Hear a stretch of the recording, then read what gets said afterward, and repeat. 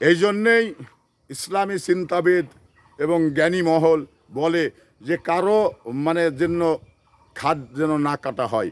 খাদ কাটা হলে ওই খাদে যে ঘুরে ফিরে আবার ওনাকেই পড়তে হবে, এটা কিন্তু আওয়ামী লীগের ক্ষেত্রে চরম বাস্তব, 100% বাস্তব। এই বাস্তবতার জায়গা থেকে আজকে আওয়ামী লীগ কিন্তু ভুক্তভোগী। আওয়ামী লীগ কিন্তু আয়না ঘরে ঢুকতে মানে রাস্তা এগিয়ে যাচ্ছেন।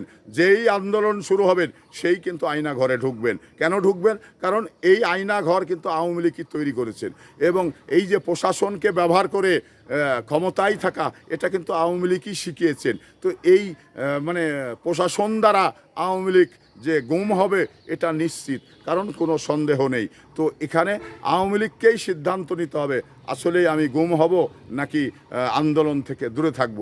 তো আওয়ামী লীগ নিষিদ্ধ ঘোষিত, তারাই দেশ থেকে পালিয়ে গেছে।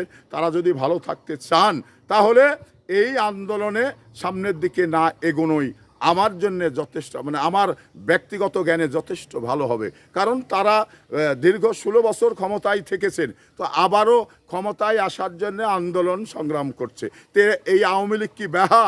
এই আওয়ামী লীগ কি কান কাটা? আওয়ামী লীগের কি লজ্জা পজ্জা কিচ্ছু নেই?